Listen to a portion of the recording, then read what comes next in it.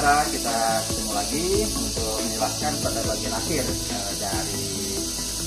dari kerjaan sini.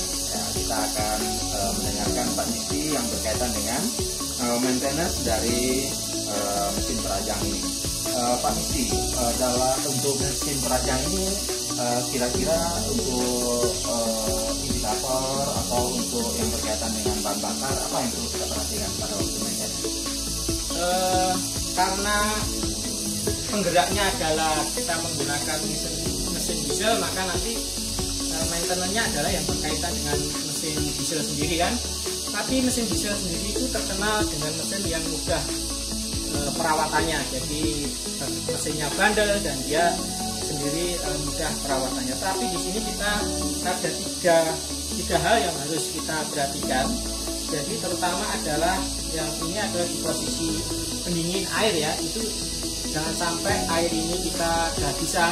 Kita harus cek ini ada kontrolnya, ini tuas yang ngatur ketinggian airnya seperti apa.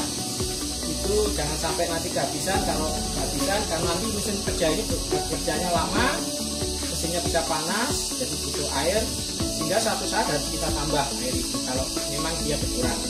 Kemudian yang kedua itu bahan bakarnya menggunakan solar, jadi otomatis sorotnya juga jangan sampai kehabisan. Nah, itu yang perlu kita cek. Dan yang ketiga adalah oli untuk pelunasan dari komponennya diesel, jadi gear-gear yang ada di dalamnya mesin diesel itu harus olinya harus terjaga, tetap ada, jangan sampai kehabisan. Jadi begitu Pak Azrul, perawatannya sangat mudah, hanya kita ngecek itu aja. Ya, dan itu bisa dilakukan sendiri ya Pak? Ya, bisa kita lakukan sendiri. Ya, manual, kemudian secara visual, jadi langsung kelihatan indikator-indikator yang nantinya perlu dilakukan ya, pada waktu maintenance-nya. Kalau dari sisi pisaunya atau yang berkaitan dengan proses kerja di perajangannya sendiri, ya, apa yang kira-kira kita perlu perhatikan Pak? Jadi pengoperasian dari mesin ini sangat mudah dan juga aman. Aman dalam arti karena pisau sendiri itu terbungkus dengan plat baja yang aman, jadi tidak akan mengenai tangan kita selama tangan kita nanti nggak masuk ke pisau, karena kita naruh pisau itu hanya di sini, yang bahannya, maksudnya bahannya itu di sini itu aman ya, jadi tidak ada kaitannya dengan pisau. Tetapi karena pisau itu sering dipakai dan digunakan, itu lama-lama juga akan tumpul. Nah, nanti dilihat aja hasil potongannya, kalau sudah tidak beraturan atau mungkin sudah motong dahannya sudah tidak mampu, nanti kelihatan bahwa ada pisau yang tumpul. Nah, itu harus kita lepas. Jadi rumahnya ini kita lepas dengan kunci 17, ada 2 ini kita lepas ya. Kemudian kita lihat pisaunya. Nah, ini bisa kita praktekkan Pak Azrul ya.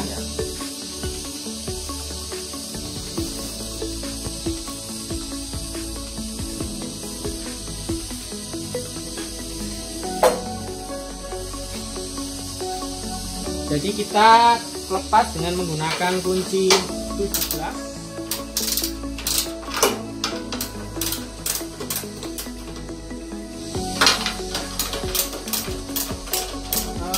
Melepasnya sangat mudah. Kita tinggal lepas baut ini.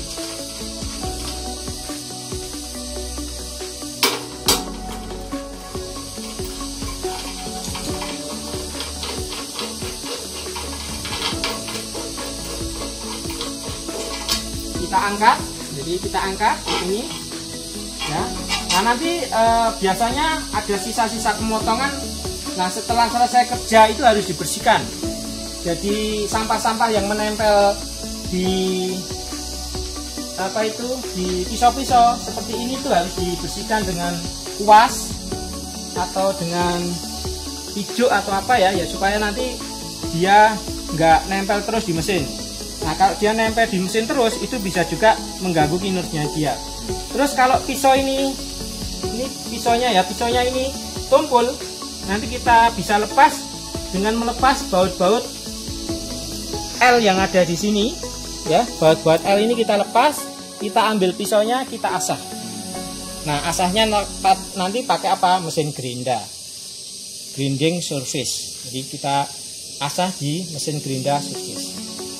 Jadi itu aja. Nanti kita lihat karena di sini ada 30 pisau, maka mana pisau itu yang sekiranya sudah tumpul atau mungkin sudah apa ya, nggak tajam, ya itu harus kita grinder. Ya. Jadi begitu Pak Asrul. Ya, jadi perawatan untuk ini juga cukup mudah ya, karena Ya. masing-masing pisau dia bisa di replace, bisa dibuka, kemudian bisa dibuat lebih tajam, diasah, atau bisa diganti juga gitu ya. Ya, kalau tidak mengganggu kinerja Pak Asrul, biasanya lebih baik kita stok pisau. Oh, Jadi kalau pisaunya tumpul, kita nggak perlu nunggu pisau diasah, tetapi tinggal kita pasangkan aja. Oh, ini pisau ini tumpul karena bentuk pisaunya sama 30 itu. iya. Oh. Jadi tinggal nanti mana pisau yang tumpul, kita punya stoknya pisau, kita tempelkan. Nah, pisau ini kita asah di lain waktu kan bisa. Jadi seperti itu nanti, supaya tidak mengganggu kinerja dari mesin ini, tetap harus bisa berproses untuk memotong limbah. Ya, terima kasih Pak Misdi atas penjelasan untuk maintenance dari mesin ini. Nah, saudara-saudara sekalian, bisa saudara-saudara saksikan dari tadi bahwa penjelasan mulai dari spek mesin, kemudian perawatan penggunaan mesin, dan kemudian perawatan atau maintenance mesin ini, dapat dikatakan mesin ini simple, mudah digunakan, kemudian juga efisien gitu ya, untuk menghasilkan hasil rajangan yang dibutuhkan sesuai dengan keinginan.